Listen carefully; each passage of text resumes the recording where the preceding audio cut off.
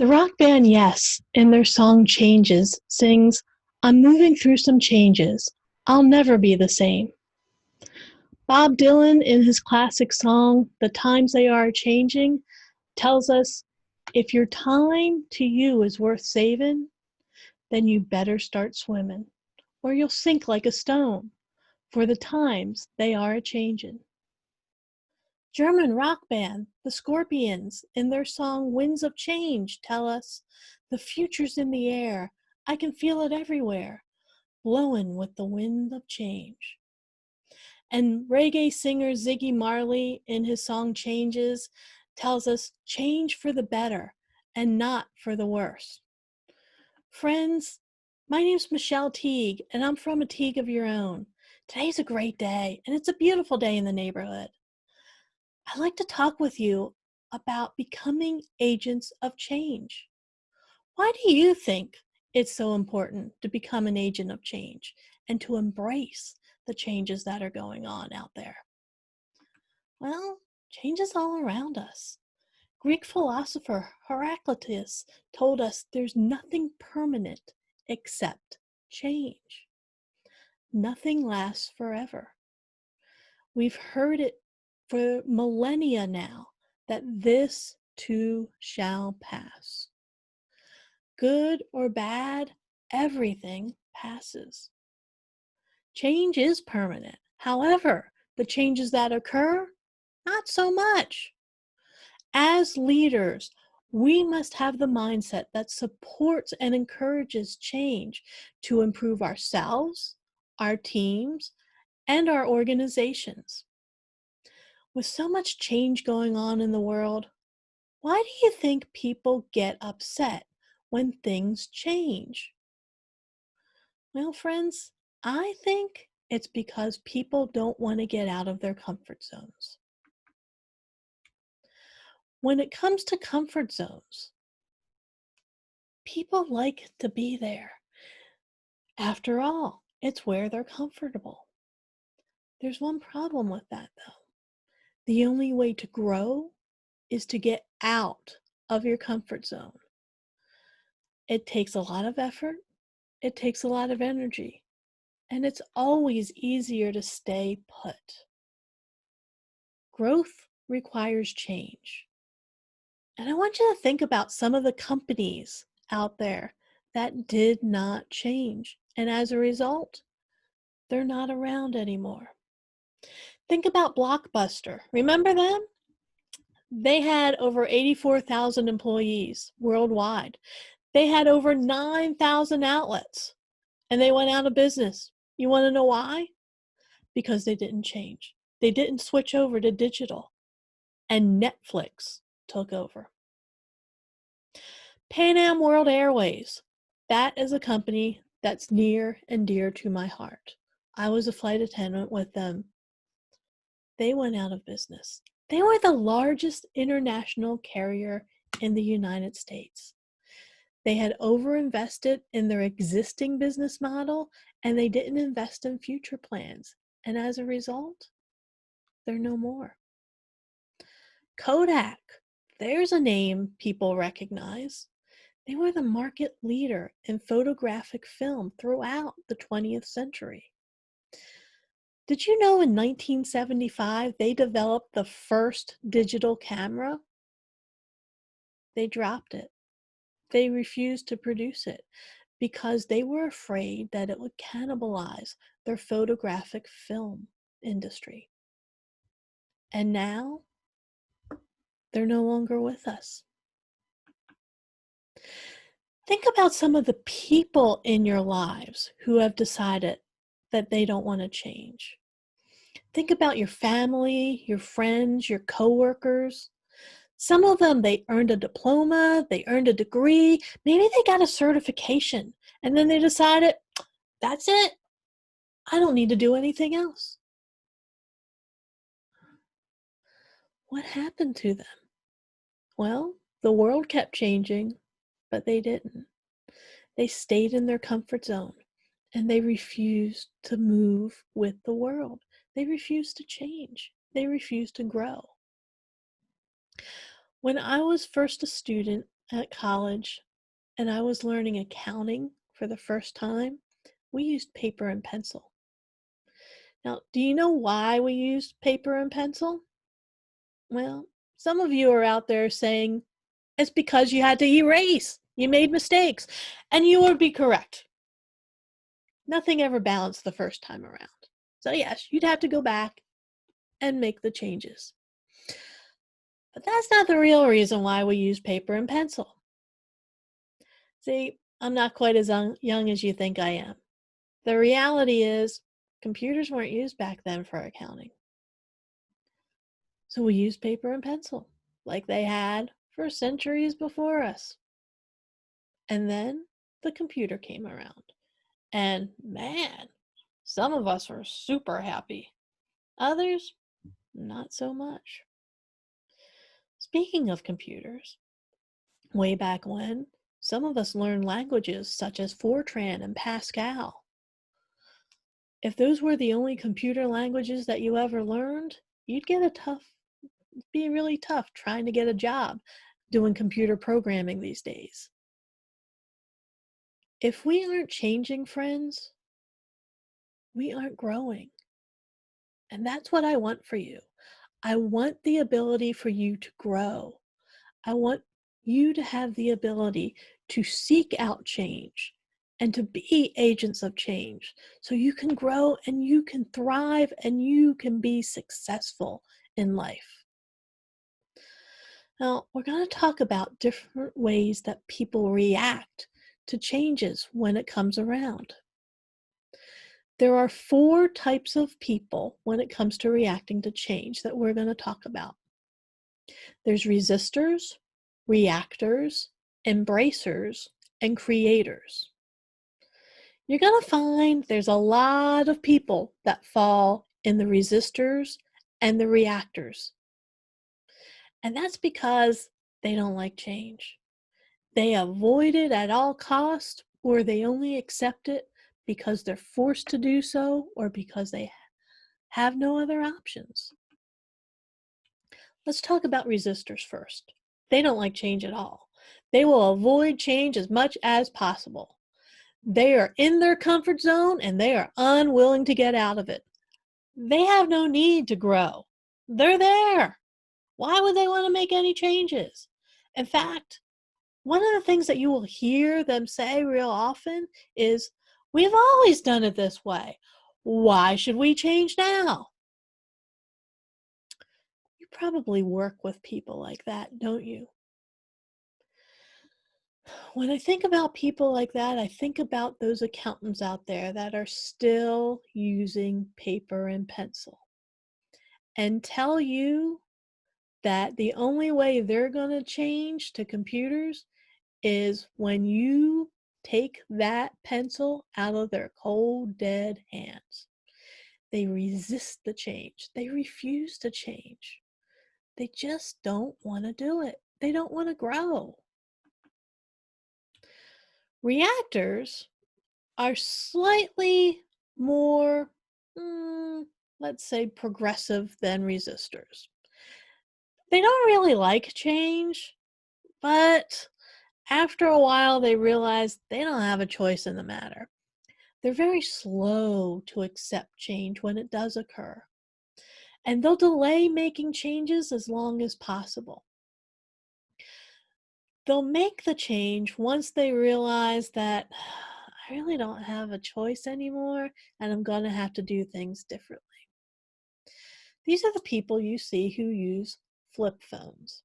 And you know why they're using flip phones? It's because there aren't any payphones out there for them to use. They could have upgraded to smartphones. They choose not to. And right now, they don't have to. Anyone out there like me and my family and watch the Red Green Show on PBS? If so, you're going to be familiar with the man's prayer. It's, "I'm a man, but I can change. If I have to, I guess." Red Green isn't fond of change either, but he realizes every now and then He has to make changes because he doesn't have an option anymore. Embracers, on the other hand, actually are okay with the changes happening, and they'll jump on the bandwagon. They will adapt to the changes fairly quickly once they understand what's going on and how it benefits them. They understand that innovations can improve their lives and productivity, and they readily adopt proven technologies. Now, the key word there is proven technologies. They're able to use change to help them develop into leaders in their field. And they're able to take new ideas and help them improve the situations that they are in or their teams are in. However, they don't seek out problems to find ways to solve them. They'll just use the current technology and newly developed ideas to help solve problems they've already found. They focus on the current, they focus on the present, they focus on what's in front of them. And they normally aren't thinking in terms of future issues.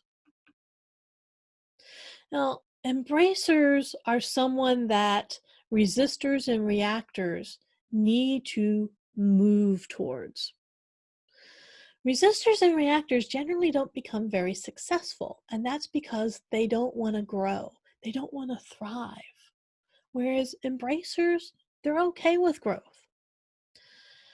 Resistors and reactors have a reluctance or an outright rejection to change that leaves them in a position of not being able to recognize and take advantage of opportunities. They don't have the ability to see the problems that are there.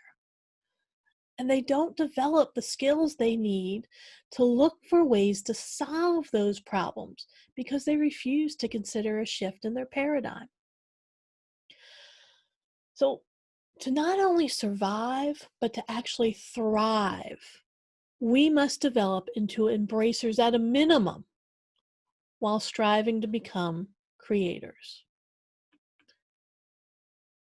To develop into an embracer, you need to seek out new ideas and products. They're out there. You just need to find them. And you need to be willing to learn new processes and to integrate them into your operations. When new situations are present, be willing to jump in and find ways to take advantage of the circumstances. For example, with the current situation we have with the virus, it's actually created a lot of new opportunities for different types of companies out there. Think about product and service delivery and customer service. Prior to this, when it came to home delivery, yeah, you had some home delivery of goods, and you always had, the Domino's and the Papa John's of the world delivering pizza. Now, though, think about the boom there is in delivery to home for all kinds of goods. Amazon just is going crazy. You've got personal shopping services out there, such as Instacart, and you have the production of various forms of protective equipment and distance communication platforms like Zoom. They're going to continue to do well even after the current crisis passes. And that's because there's a bunch of embracers out there who are saying, yes, here's a product, here's a service that I can use that solves a problem that I didn't even know I had. Now, the creators are the folks that actually drive the change. They're the innovators of the world. They're people like Elon Musk or Jeff Bezos or Richard Branson. They have the ability to take existing ideas and turn them into new products and services. They're able to determine the needs of people, sometimes before people even know that they need what the creator is offering. Creators can see into the future. They see the big picture. They have the ability to see where things are going and develop ideas to take advantage of their foresight.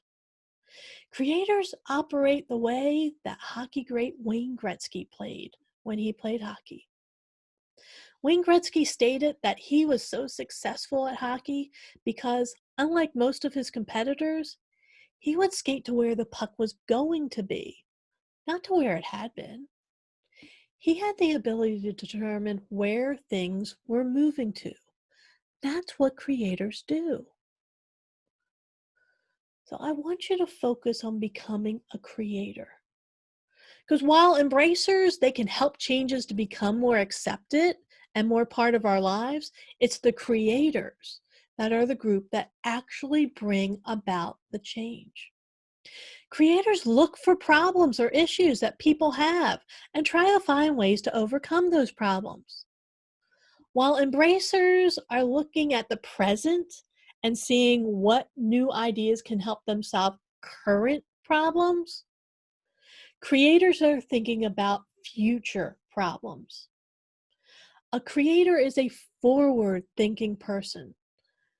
They're looking to where that puck is going, not to where it's been. Creators are the true agents of change. They are the drivers of change.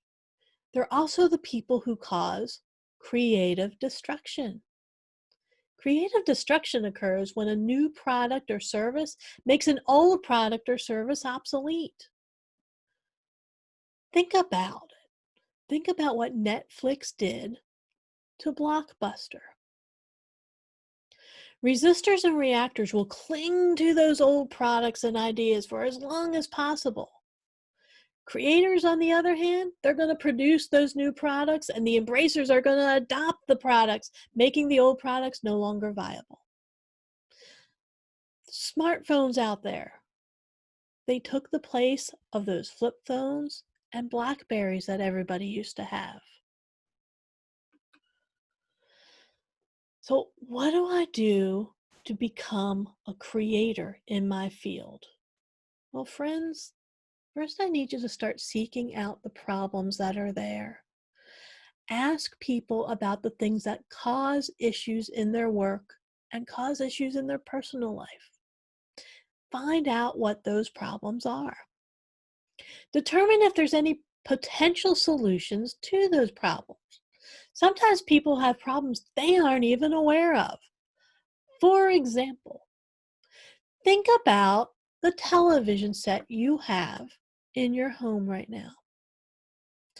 Improved sound systems and picture quality in televisions made cathode ray television sets obsolete.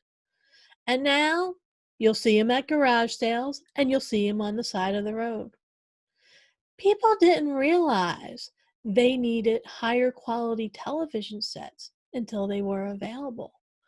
And then everyone wanted to upgrade to have a high quality flat screen television. And the more people who bought those high definition televisions, all of a sudden you saw more high definition television stations available. You saw this potential problem and people found a solution for it. And they weren't even aware they had a problem. That's what creators do. They look for what's possible. They look to the future and they create it. If you're having problems figuring out what those problems might actually be and those issues in your field or even just in your organization, start brainstorming. Brainstorming is a great tool when it comes to coming up with ideas to solve problems and to figure out what those problems are. Throw in every idea you can think of, even if it sounds crazy. Netflix sounded crazy at one point. After compiling a list and analyzing each idea and determining which ones you could actually solve those problems, get to it. Select the best ideas and get to work. Sometimes even the wildest ideas can be the best ones. Who would have thought that ride sharing would be a thing. Think about this concept. A stranger takes their personal car, drives up to a corner, has other strangers, gets in, and takes them to where they want to go. It sounds crazy. Lyft and Uber thought, this is pure genius. Of course we can do this. And now, ride sharing's everywhere. All over the United States, all over the world, people are constantly using those services. And it was a crazy idea that somebody came up with. Friends, you are agents of change. As a leader in your field, you are constantly looking for ways to improve your work environment, to save time, to cut expenses, to increase profits, to become more productive. Act like an embracer and look for new ways and products that can help you improve your productivity, and be willing to learn how to use those new products. And then I want you to take the next step, and I want you to think like a creator. Look for the gaps that are there with your team and with your organization, and find ways to fill those gaps. Seek out the problems. Find the solutions. Talk with your team. See where those gaps exist and start working on them. Keep in mind, you don't have to reinvent the wheel. Sometimes a change in the use of what you already have and an existing product can be applied in a unique way to solve a problem that you're facing. Change is constant. Don't try and swim against the current and avoid the change. It's going to happen. Remember what happens when people and organizations don't change and grow. Remember about the Blockbusters and the Pan Ams and the Kodaks of the world. The world's going to go past them and they're going to fail. Go with the current and embrace the change. Seek out environments where change occurs rapidly and put yourself into those environments to help you become more nimble and used to dealing with change. Remember, you have to get out of your comfort zone. That's the only way you're going to grow. That's the only way you're going to thrive. Look for problems that aren't being solved and find ways to solve them. Be a leader. Help other people. Take a look at your team. See who needs help adapting to the changes that are going on around them, especially the changes that are happening because of current situations that you are facing. Teresa Jennings wrote the song Agents of Change, and in it she sings, "We are the future. We have the power. We are the agents of change." Friends, I want you to become those agents of change. Do you need some help doing that and you're not quite sure where to start? Well, I'm more than happy to help you. Go to www.ateagueofyourown.com and schedule a free call or a free coaching session with us. Become those agents of change. Thank you.